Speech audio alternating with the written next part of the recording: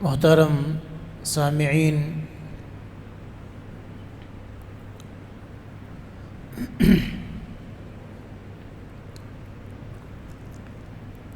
میرے نوجوان ساتھیوں، بزرگوں،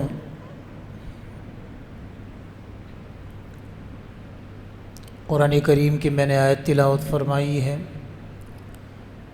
اس قرآن میں، اس آیت میں اللہ رب العزت نے ایک حکم کی طرف اشارہ فرمایا ہے کہ جب تمہارے پاس کوئی شخص کوئی خبر لے کر آئے اور خبر لانے والا یقینی بندہ نہ ہو، قابل اعتماد نہ ہو، تو ایسے شخص کی خبر فوراً نہیں مانی جائے، بلکہ پہلے اس کی تصدیق کی جائے اور تصدیق کے بعد ہی اس پر عمل کیا جائے۔ اگرچہ اس آیت کا ایک پس منظر ہے، اس کی طرف نہیں جائیں گے۔ دوسری میں نے آپ کے سامنے حدیث پڑھی، نبی پاک صلی اللہ علیہ وسلم نے ارشاد فرمایا کہ جس نے میری طرف جھوٹ کی نسبت کی ہے، یعنی کوئی ایسی حدیث سنائی جو میں نے نہیں کہی ہو، اپنی طرف سے کوئی بات بنا کر اس کو حدیث بنا کر پیش کرے گا، تو وہ اپنا ٹھکانہ جہنم بنائے گا۔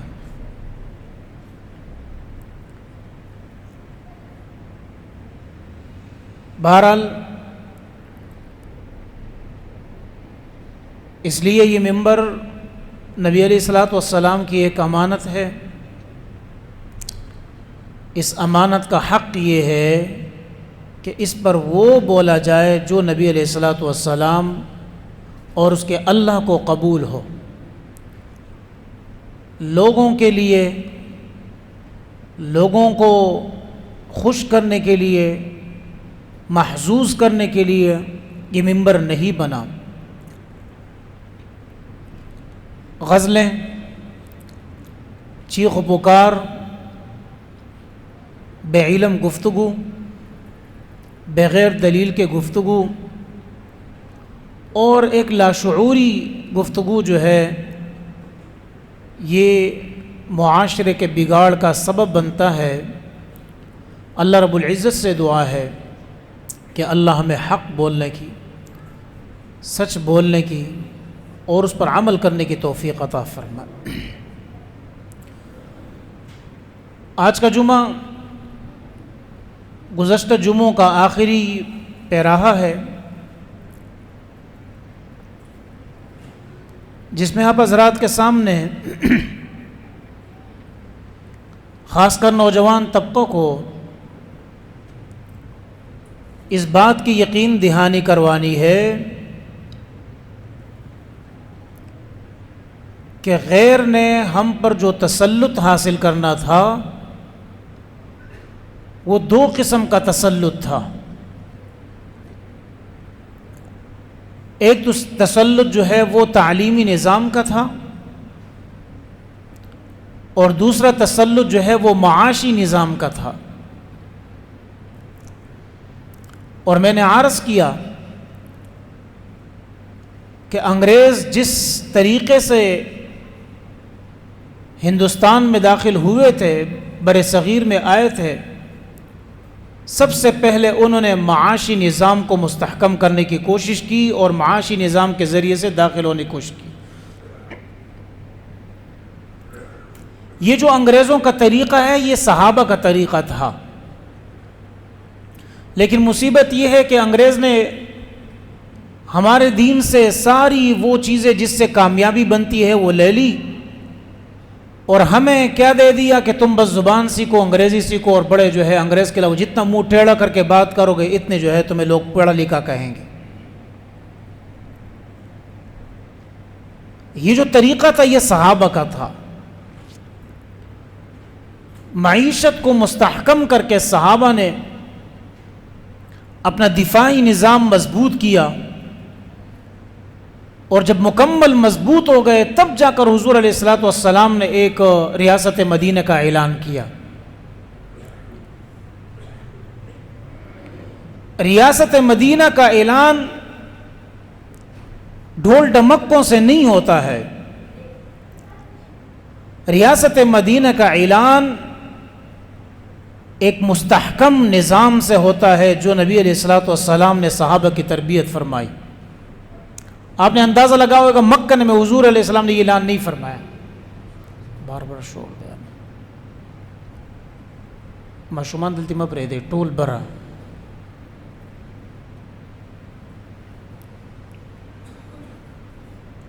مکہ میں نبی علیہ السلام نے یہ اعلان نہیں فرمایا، لیکن مدینہ میں آ کر نبی علیہ السلام کی فوج تیار ہو چکی تھی. یہی طریقہ خمینی نے اختیار کیا.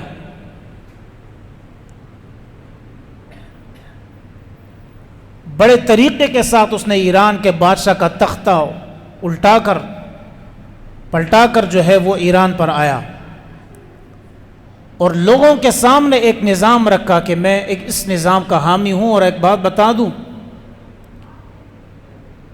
کہ خمینی کا جو اعلان تھا وہ یہ تھا کہ میرا ہدف صرف ایران نہیں ہے، میرا ہدف تمام دنیا ہے کہ میں وہاں ایران جیسی اسلامی حکومت لے کے آؤں گا. اب وہ کون سی حکومت ہے، کون سا اسلام ہے، وہ جانے ان کا کام، لیکن ایک ہدف کے ذریعے سے وہ آیا، طریقے کے ساتھ آیا. اور طریقے کے ساتھ وہ جو ہے ایک کرسی پہ بیٹھا، تخت پہ بیٹھا، اور اس نے بڑے طریقے، لیکن وہ اپنے ملک کے ساتھ مخلص بندہ تھا. آج ایران کو دیکھیں تو میں عرض یہ کر رہا تھا کہ جب سید احمد شہید رحمۃ اللہ علیہ کے باقی جو حضرات رہ گئے تھے وہ بہت ہی کم لوگ تھے، اور بہت ہی کم ایسے لوگ تھے جو سید احمد شہید رحمۃ اللہ علیہ کے محنت کو جانچتے تھے کہ ان نے کیا محنت کی ہے. غور طلب بات ہے جی. اب انہوں نے سید احمد شہید رحمۃ اللہ علیہ کے کام کو بڑھانے کے لیے بڑے بڑے لوگ پیدا ہو گئے. مولانا الیاس رحمۃ اللہ علیہ پیدا ہوئے، مولانا قاسم نانوتوی رحمۃ اللہ علیہ پیدا ہوئے، مولانا محمود الحسن رحمۃ اللہ علیہ جیسی شخصیت پیدا ہو، حسین احمد مدنی رحمۃ اللہ علیہ جیسی شخصیت پیدا ہو. یہ بڑی بڑی شخصیتیں پیدا ہو گئی.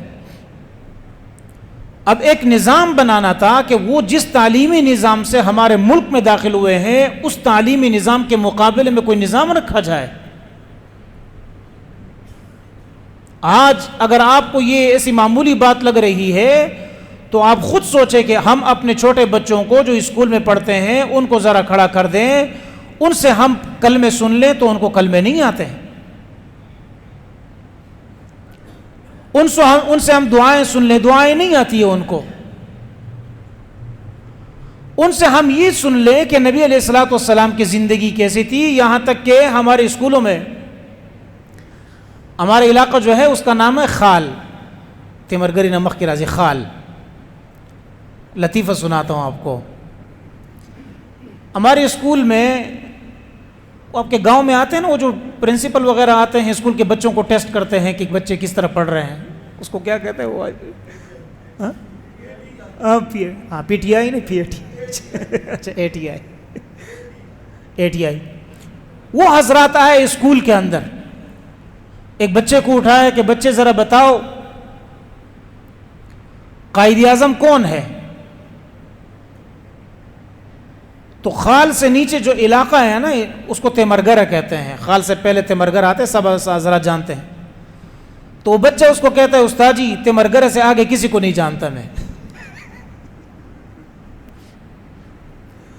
وہ ایک سے پوچھا کہ پاکستان کس نے آزاد کیا؟ اب وہ کیا کہتا؟ کہتے اللہ پاک نے. وہاں سے وہ خاموش. اگرچہ بات اس کی 100% درست تھی، لیکن کہنے کا مقصد یہ ہے کہ جو تعلیمی نظام جس بنیاد پر ایک بچہ مضبوط پیدا ہوتا تھا وہ نظام نہیں رہا. اور اگر وہ نظام شروع بھی لوگ کر رہے ہیں تو پیسوں کے لیے کر رہے ہیں. ہم مدرسہ اور حفظ اور اسکول ساتھ کریں گے، مقصد پیسہ. الا ماشاء اللہ کہ اب ادارے بیت السلام جیسے ادارے بن رہے ہیں جہاں بڑے سپوت تیار ہو رہے ہیں، جامعۃ الرشید جیسے ادارہ اور دارالعلوم کراچی جیسے ادارے، بنوری ٹاؤن جیسے ادارے، بنوریہ جیسے ادارے بن رہے ہیں، اس پہ کام ہو رہا ہے، لیکن مقصد جو ہے وہ کیا تھا کہ ایک ایسا نظام جو اس کے مقابلے میں ہو۔ اس نظام کے مقابلے میں کس کا نظام آیا؟ وہ حضرت قاسم نانوتوی رحمۃ اللہ علیہ نے ایک مدرسے کا نظام رکھا، اور وہ ایک چھوٹا نہ قاسم نانوتوی رحمۃ اللہ علیہ کو پتہ تھا اور نہ اس کے مقابلے میں سر سید کو پتہ تھا۔ سر سید، میں نے پچھلے جمعے میں کہا سر سید کیا کہتا تھا؟ قاسم نانوتوی، بلکہ ایک اور بات بتاؤ، تصفیہ ایک کتاب ہے تصفیہ، اس کتاب کو آپ پڑھے، اردو میں بھی موجود ہے، میں نے آج پورا مطالعہ کیا، تقریباً 177 صفحات ہے، اس طرح کچھ ہے، اور آج میں نے اس کا پورا مطالعہ کیا کہ آخر سر سید رحمۃ اللہ علیہ، اور اللہ اس پر رحم کرے، اس کے ساتھ وہ معاملہ کر جس کا مستحق ہو، اور قاسم نانوتوی رحمۃ اللہ علیہ، ان کا آپس میں مکالمہ کیا ہوا ہے۔ تو اس میں جو مکالمہ میں نے دیکھا، قاسم نانوتوی رحمۃ اللہ علیہ نے ایک شخص کے ذریعے سے، ایک عالم کے ذریعے سے سر سید کو پیغام بھیجا، اور یہ دونوں مکالمہ ایک تیسرے بندے کے ذریعے سے ہو رہا ہے، اور اس کو کہا ہے کہ تمہارا جو عقیدہ قرآن کے متعلق ہے وہ واضح کرو۔ سر سید نے وہاں اپنا پورا عقیدہ واضح کیا ہے، تقریباً کوئی 7 8 9 10 اس کے سوالات تھے، وہ سر سید نے سامنے رکھے ہیں، لیکن بڑی چالاکی کے ساتھ جوابات دیے، بڑی تیز تراری کے ساتھ جوابات دیے، لیکن موجود آگے کون ہے؟ قاسم نانوتوی رحمۃ اللہ علیہ۔ وہ تو استدراکات ہیں ان کے، وہ تو پکڑتے تھے کہ سر سید کس بلبوتے پر بات کر رہا ہے۔ اس میں سے ایک سوال یہ تھا، سر سید نے لکھا میرا عقیدہ یہ ہے کہ قرآن کے اندر جو بھی موجود ہے وہ بالکل صحیح ہے، قرآن سے ایک حرف بھی باہر نہیں گیا ہے، باہر کی جتنی بھی تفسیریں ہیں وہ لوگوں کی اختراعی ہے، میں اس کو نہیں مانتا ہوں۔ طریقہ دیکھے، ایک طریقہ کار دیکھے کہ کس طرح وہ کام کر رہے ہیں۔ تو قاسم نانوتوی رحمۃ اللہ نے فوراً پکڑ کیے کہ ٹھیک ہے، تم قرآن کو مانتے ہو کہ قرآن آخری کتاب ہے، اس میں ایک حرف باہر، لیکن مجھے یہ بھی بتاؤ کہ جو باہر موجود ہے احادیث مبارکہ کی روشنی میں، اس کو تم کیا مانتے ہو؟ وہ نہیں مانتے تھے، لیکن کتنی تیزی کے ساتھ اس نے جوابات دیے سر سید نے۔ تو مولانا قاسم نانوتوی رحمۃ اللہ علیہ نے اس بیچ والے بندے کے ذریعے سے سر سید کو پیغام بھیجا، اور انہوں نے کہا کہ میں چاہتا ہوں کہ قاسم نانوتوی رحمۃ اللہ علیہ کے ساتھ تم بیٹھ کر بات کرو۔ تو سر سید نے ایک خط میں ایک شعر بھیجا، وہ شعر میں سناتا ہوں آپ کو، اور بڑا عجیب انہوں نے شعر بھیجا۔ کہتے ہیں کہ سر سید نے کہا، حضرت ناصح جو آئیں، وہ چونکہ الفاظ ان کے انڈیا کے ہیں، حضرت ناصح، یہ غالب کے اشعار ہے، پورا اشعار بھی میں نے نکالے، غالب کے اشعار ہے، سنیں، بڑا تنزیہ انداز سے انہوں نے قاسم نانوتوی رحمۃ اللہ علیہ کو لکھا ہے۔ خط کے آخر میں کیا لکھا ہے؟ حضرت ناصح جو آوے دیدہ وہ دل فراش، کہتے ہیں حضرت آئے، تشریف لائے، ہمارا دل حاضر ہے۔ یہ کون کہہ رہا ہے؟ سر سید قاسم نانوتوی رحمۃ اللہ علیہ کو کہہ رہا ہے، دیوبند کے بانی کو کہہ رہا ہے۔ حضرت ناصح جو آوے تو جو دیدہ دل و فراش، ہر چیز حاضر ہے، ہم بس سر خم تسلیم ہے، بھائی آ جائیں۔ آگے سنیں، کوئی مجھ کو تو یہ سمجھاوے کہ سمجھاویں گے کیا؟ حضرت ناصح جو آوے درد دل فراش کے میرا دل حاضر ہے، لیکن مجھے یہ تو سمجھائیں کہ وہ مجھے کہیں گے کیا، مجھے کیا سمجھائیں گے، یعنی مجھے وہ کیسے سمجھا سکتے ہیں؟ یہ کس کو کہہ رہا ہے؟ قاسم نانوتوی رحمۃ اللہ علیہ کو۔ تو قاسم نانوتوی نے کیا جواب دیا شعر میں؟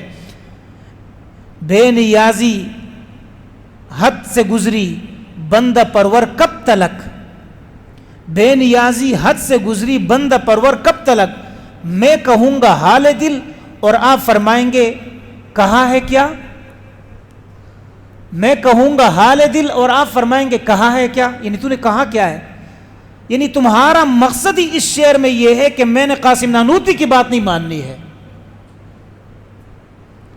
تو غالب کے اشعار سے انہوں نے اشارہ یہ دیا کہ تم جس شعر سے استدلال کر رہے ہو اس سے پہلے والا شعر بھی پڑھو، کہ ٹھیک ہے میں تو آ جاؤں گا، لیکن تمہارا پہلے سے مقصد ہو۔ حضرت قاسم نانوتوی رحمۃ اللہ نے کہا کہ سر سید کو سمجھانا مشکل کام ہے، اور پورا تصفیہ کے نام سے ایک بہترین ایک رسالہ ہے 177 صفحے کا، خوبصورت انداز سے، لیکن ان کی اردو بڑی مشکل ہے، اس کو تھوڑا سمجھنا ہوگا۔ اب جب سر سید اور ان کا آپس میں مکالمہ ہوا تو سر سید نے قاسم نانوتوی رحمۃ اللہ علیہ کو ایک خط بھیجا کہ مجھے اسلامیات پڑھانے کے لیے ایک ٹیچر کی ضرورت ہے۔ تو حضرت قاسم نانوتوی رحمۃ اللہ علیہ نے اپنے داماد کو بھیجا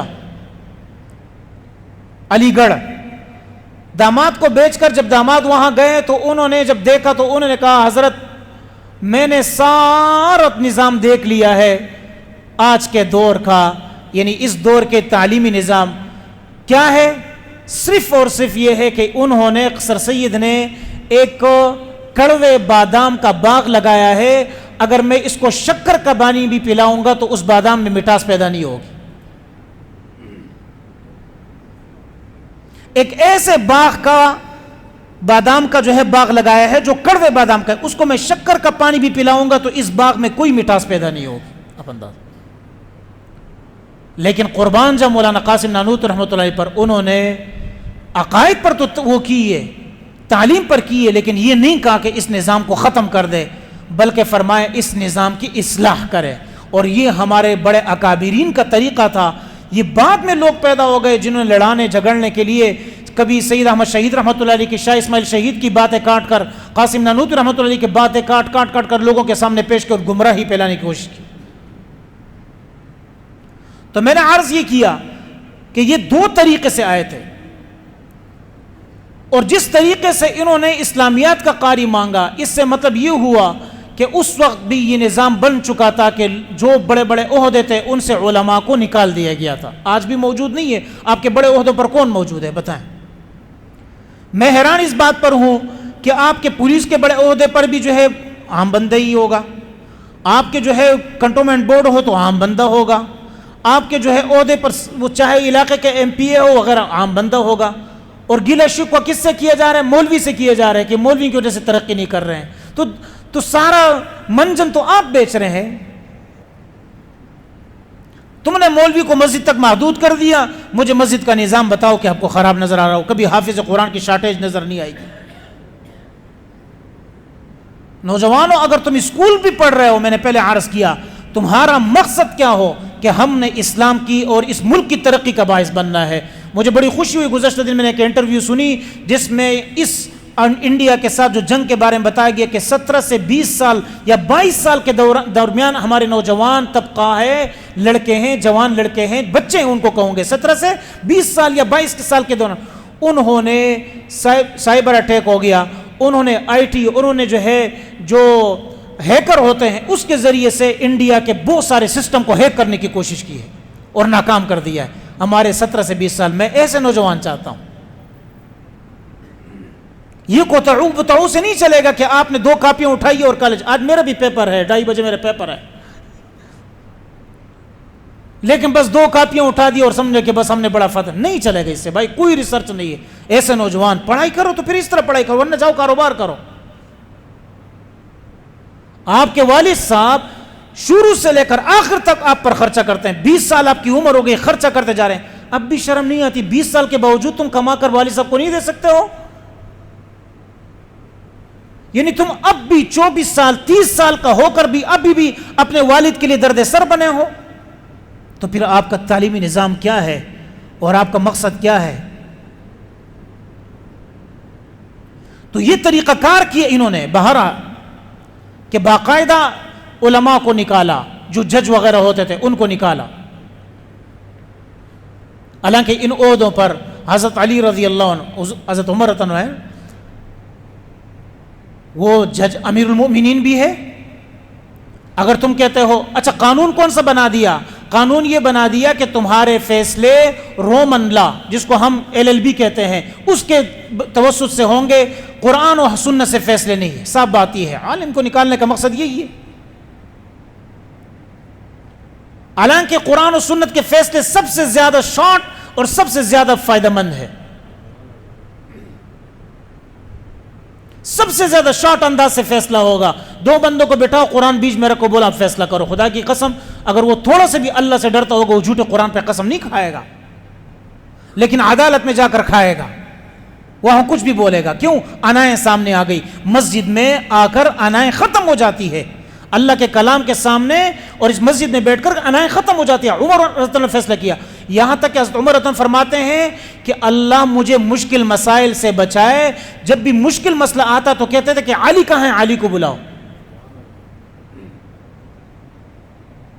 یہ نہیں تھا کہ خود سارے جج بھی بنے ہوئے ہیں. یہ تو ہم نے مصیبت یہ کر دی ہے کہ حضرت عمر کو بھی اشکال کا وہ کر دیا, مصیبت بنا دی, حضرت عمر کی ذات کو بھی تنقید کا نشانہ بنا دیا. اور ہم کہیں کہ حمایت کرے, بس یہ حمایت کرتے ہیں کہ اللہ کفر کو جو ہے مغلوب کر دے اور حق کو غالب کر دے. بس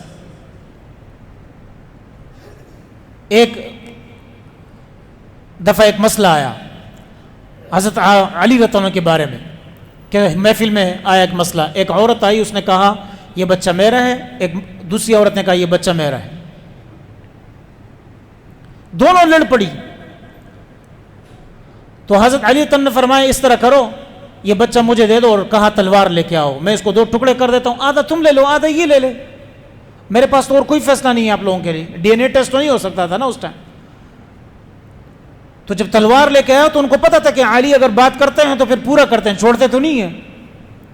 جیسی تلوار اٹھائی مارنے لگے تھے, مارنا نہیں تھا بس مارنے لگے تھے, فوراً ایک خاتون نے کہا نہیں میرے بچے میں نہیں ہے, میرا نہیں ہے, یہ اسی کا ہے.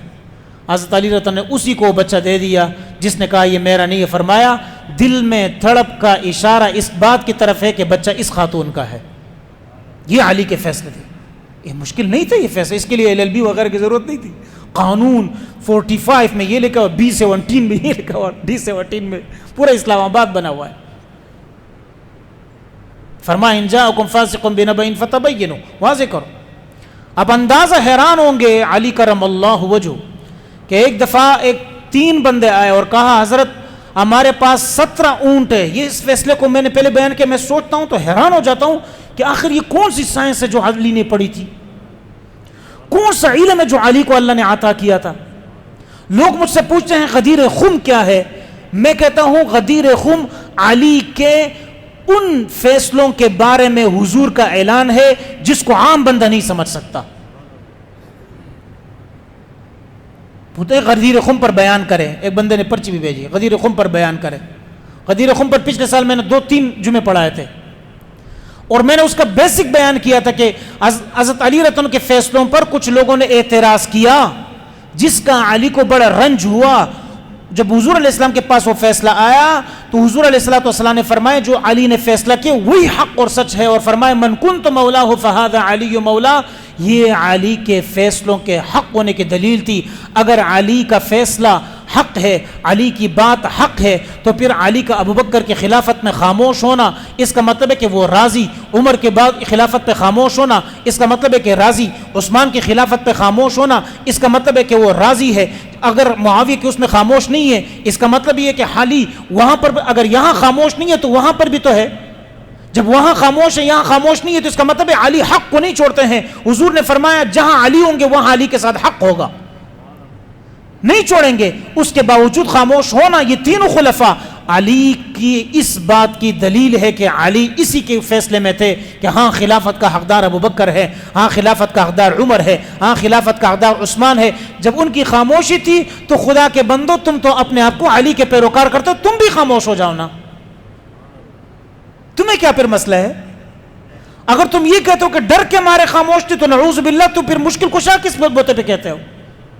اور اگر تم یہ کہتے ہو کہ مصلحت کی بنیاد پر تھی تو تم حضرت علی سے زیادہ مسئلے والے تو نہیں ہو سکتے ہو. تو 3 بندے آئے, علی کو کہا علی 17 اونٹ ہے, ہمارے درمیان تقسیم ایسا کرنا, ایک بندے کا آدھا حصہ ہے, ایک بندے کا تیسرا حصہ ہے, ایک بندے کا 9واں حصہ ہے. اونٹ 17 ہے, کوئی اونٹ ذبح نہیں ہونا چاہیے, ٹکڑے نہیں ہونا چاہیے, 17 کے 17 پورے تقسیم کرنے ہیں. بتائیں آپ کیسے تقسیم کریں؟ بڑے بڑے ادھر بیٹھے ہوئے ہیں, سائنٹسٹ بھی بیٹھے ہوئے ہیں, اور اسلامیات والے بھی بیٹھے ہوئے ہیں, اور جو ہے وہ میتھ والے بھی بیٹھے ہوئے ہیں. کیا کریں گے؟ اللہ اکبر. یہاں کیلکولیٹر, ہمارے یہ ہم جو پڑھے لکھے لوگ ہیں نا, یہ جو اسکول میں, ان سے بھی مسئلہ پوچھو, کوئی بات پوچھو, کیلکولیٹر نکال. میں نے کہا جب تم کیلکولیٹر نکال رہے ہو تو پھر ہم تو وہی ٹھیک ہے یار, اسی طرح ہم بھی وہی کر لو. مطلب تمہیں تو فرق, آپ نے انڈیا وغیرہ ممالک میں دیکھا وہ یوں بچے کر کے حساب لگاتے ہیں, یہ سیکنڈوں میں بتاتے ہیں. تم کہاں ہو, کون سی دنیا مڑا کر, نہ اسکول آیا نہ دین آیا, وہ دن لڑو, ہر سارا لڑو. علی رضی اللہ عنہ نے کیا فرمایا؟ علی نے فرمایا جاؤ بیت المال سے ایک اور اونٹ لے کے آؤ. کتنے ہو گئے اونٹ؟ کتنے ہو گئے؟ 18. اب بتائیں پہلے کا کتنا حصہ تھا؟ آدھا. 18 کا آدھا کتنا بنتا ہے؟ 9 ایک کو دے دیے. دوسرے کا حصہ کتنا تھا؟ تیسرا حصہ. تو 18 کا تہائی کتنا بنتا ہے؟ 6. 2 3 6 18 دے دیا. پھر آخر کا 9واں حصہ تھا. 18 کا 9واں کتنا بنتا ہے؟ کتنا بنتا ہے؟ 6 9 اور 2 کتنے ہو گئے؟ بتائیں نا جی. 17 ہو گئے. ایک اونٹ رہ گیا. ایک اونٹ واپس بیت المال میں بیچ دیا اور فرمایا یہ تمہارا فیصلہ ہو گیا. سبحان اللہ. یقین جانے یہ ولایت کا اعلان ہے. میں کہتا ہوں علی ان مشکلوں کو، ان رموز کو جاننے والے تھے جس کا حضور نے اعلان فرمایا ہے خلافت میں ابو بکر کا پہلا درجہ ہے، ولایت میں علی پہلے درجے پر ہے. تم ابو بکر کی خلافت نہیں چھین سکتے ہو اور نہ علی کی ولایت کوئی چھین سکتا ہے. یہ طبقات ہے، طبقات اس کو کہتے ہیں طبقات. اگر کوئی یہ شخص کہے نا کہ ایک طرف ابو ہریرہ کی حدیث آئے گی، ایک طرف عبداللہ بن مسعود کی حدیث آئے گی، بات فقہ کی ہوگی، کس کو ترجیح دیں گے؟ عبداللہ بن مسعود کی. کیوں؟ عبداللہ بن مسعود فقیہ ہے، ابو ہریرہ فقیہ نہیں ہے. یہ طبقات ہے، یہ درجات ہے جو حضور علیہ الصلوۃ والسلام کے صحابہ کو ملے. تو ابو بکر کو ایک درجہ ملا بعد النبی صلی اللہ علیہ وسلم. آپ افضل البشر، عمر، عثمان، علی، یہ سارے افضل البشر. تو حضور علیہ السلام نے تو ان کے بارے میں صاف اعلان فرمایا. یہ فیصلے قرآن و سنت سے وہ کرتے تھے. اب ہمارے درمیان وہ چیز بھی نہیں رہی. ہمارے فیصلے کس کے ذریعے سے؟ عدالت میں جاؤ ذلیل و خوار ہو جاؤ. خدا کی قسم میرا ایک مسئلہ تھا، عدالت میں گیا تو مجھے ایک شخص نے کہا کہ آپ نے جو ہے آپ کے پاس دلیل جو ہے آپ کے پاس ثبوت پورے نہیں ہے. تو وہ تو بندہ قرآن پہ ہاتھ رکھ کے قسم کھا لے گا. میں نے کہا جب قرآن پہ قسم کر کے ہاتھ کھا لیا پھر جائے وہ جانے اور اس کا اللہ جانے، میں سب کچھ چھوڑ دوں گا. بھائی پھر قرآن کا مقابلہ نہیں ہو سکتا. یہ سب سے بڑی گستاخی ہوگی کہ قرآن پہ ہاتھ رکھنا اتنی بڑی گستاخی نہیں قسم کھا کے جھوٹ. جو یہ گستاخی ہوگی کہ وہ بندہ جھوٹی قسم کھائے اور میں پھر بھی کہوں اس نے غلط کیا ہے اور اس نے پھر بھی اس سے امید رکھوں نہ، پھر پورا اللہ کے پاس فیصلہ جائے گا. پھر اس کے بعد نہیں یہ چیزیں.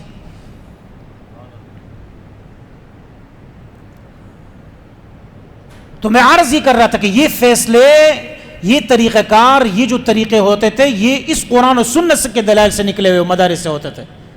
اس وقت یہ سارے سائنٹسٹ بھی وہ ہوتے تھے، عالم بھی وہ ہوتے تھے، فاضل بھی ہوتے تھے، مجاہد بھی ہوتے تھے. آپ صلاح الدین ایوبی رحمۃ اللہ علیہ کو دیکھیں، کتابیں لکھی انہوں نے، اور مجاہد بھی ایک نمبر کے.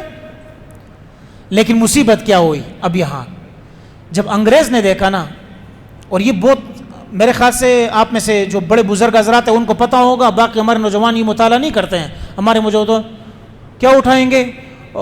سگریٹ. خود کو تیسمار خان، ایک سگریٹ پی کے تیسمار خان سمجھ رہے ہوتے ہیں. یہ سگریٹ کیا ہے؟ تو پاگل ہو گئے ہو. وہ دوسرا کیا ہوتا ہے جو دھواں اٹھاتے ہیں، دھواں، شیشہ کیا چیز ہے وہ اٹھا کر آئس پیتے ہو. وہ گاڑی میں بیٹھا ہوگا، ہاتھ نکالا گو، دھواں ہے. تو کیا ثابت کرنا چاہتا ہے کہ میں چرسی ہوں، میں پوڈری ہوں؟ یہ فخر کی بات ہے. وہ پاگل ہو گئے. تم ورزش کرو، تگڑا رکھو خود کو. میں کل جم میں تھا، ایک لڑکا آیا عشاء کے بعد، پرسوں عشاء کے بعد کہتے اچھا تو یہ بات ہے. مجھے کہتے ہیں، میں نے کہا کیا ہوا؟ میں نے کہا پتہ نہیں کیا غلطی ہوئی ہے. کہتے میں سوچتا تھا کہ مفتی صاحب جو ڈریسنگ کرتے ہیں نا، اور پھر جو مفتی صاحب کو وہ ہے، یہ کیسے ہو سکتا ہے کہ اتنا مولوی ہے اور اس طرح ہو؟ یہ تم جم آتے ہو اس لیے. اچھا. پھر دوسرا جملہ اس نے کہا، کہتا ہے مجھے بڑی خوشی ہو رہی ہے کہ آپ جم آتے ہیں. میں نے کہا آپ بھی تھوڑا مسجد آ جائیں، مجھے بھی بڑی خوشی ہو جائے گی. میں نے آپ کو ادھر نہیں دیکھا، آپ نے مجھے جم میں دیکھ لیا، میں نے آپ کو ادھر نہیں دیکھا ہے. بڑا ہنسا. کہتا ہے میں آتا ہوں تو تبھی تو مجھے پتہ ہے نا کہ آپ مفتی جیسا آ رہا ہے. میں نے کہا چلو ٹھیک ہے. عرض میں یہ کر رہا تھا کہ نوجوانوں، یہ جو تم نے طریقہ اختیار کیا ہوئے نا کامیابی کا، اچھی گاڑی ہو اور اس میں جو ہے آپ نے ایک سونے کا لاکٹ پہنا ہوا ہو اور پھر جو ہے وہ سلمان خان والا وہ نیکلس پہنا ہوا ہو، یہ تمہارا معیار غلط ہے. یہ غلط پٹی کسی نے پڑھائی ہے آپ کو. اور پھر جو ہے آپ جو ہے گاڑی میں بیٹھے ہو تو آپ شہنشاہ لگیں گے. خدا کے 2 منٹ کا چسکا ہے. یہ موت کچھ بھی نہیں. وہ چسکا پیدا کرے جو آپ کو سکون دے. میں اللہ کی قسم کھا کے کہتا ہوں, گھومتا میں تو چلتا رہتا ہوں, کہیں بھی جاتا ہوں, دوستوں کے پاس جاتا ہوں, گھومنے بھی جاتا ہوں, لیکن میں جتنا بھی جاؤں نا, بے سکونی رہتی ہے جب تک مسجد واپس نہیں آؤ. نہیں آتی ہے سکون نہیں آتا, خدا کی قسم. جتنا بھی گھومو پھرو, وہ ٹھیک ہے تھوڑے سے ٹائم کے لیے ہوتا ہے, اور جانا چاہیے, آپ کو باہر جانا چاہیے. ہمارے حاجی صاحب تو مجھے کہتے ہیں, جب شروع میں آیا مجھے کہنا خدا کا واسطہ, میں مسجد میں بہت ہوتا تھا, نکلتا ہی نہیں تھا. مجھے کہتے ہیں بھائی جاؤ اپنا پڑھائی کرو اور پڑھو. یہ مجھے جو دھکا دیا نا حاجی صاحب نے, اس کی وجہ سے تھوڑا سا میں ہوں, اور نہ میں تو ادھر پڑھا رہتا. اور جا کے جو ہے نا ہفتہ اتوار تھوڑا گھومو پھرو. پھر میں نے پڑھائی تقریباً 8-9 سال بعد شروع کر کے الحمدللہ ابھی میرے پی ایچ ڈی کے آخری پیپر ہو رہے ہیں, اور اللہ کامیابی کرے. بس آپ امین کی تو ہو جائے. پڑھو, مرنے تک طالب علم بن کے رہو گے تو اللہ انشاءاللہ حساب کتاب بھی نہیں کرے گا. استاد بن کے رہو گے تو پکڑ ہوگی بڑی سخت. ہاں اب سنیں, آپ جانتے ہو کہ کسینجر ہیرنی اس طرح کوئی نام ہے جو برطانیہ سے آیا اور شاہ فیصل سے اس نے ملاقات کی. آپ کو پتہ ہے خانہ کعبہ جب مکہ میں تیل نہیں تھا تو یہ کس طرح حج کے لیے جاتے تھے. 20-30 بندے ہوتے تھے, 100-200-300 بندے ہوتے تھے, یہ دور علاقوں کے. ریت کی بجریاں پڑی ہوتی تھی, اس پر یہ لوگ گھومتے تھے. یہ چیزیں نہیں تھی, یہ سہولیات. ابھی بھی وہ تصویریں موجود ہیں. جب تیل نکلا, اب یورپ نے دیکھا انگریزوں نے کہ بھائی مسلمانوں کے پاس تو تیل نکل آیا ہے, اب تو ہمارا تیل نکلے گا. کسینجر ہے نہیں, آپ بھی آپ سرچ کر لے, یہ اس سے آیا, کیا نام ہے, امریکہ, انگریز, اور اس نے جا کر سب سے پہلے شاہ فیصل سے ملاقات کی اور اس سے کہا کہ مجھے اس کا حساب دو, تم تیل کا پیسہ کہاں لے کے جا رہے ہو.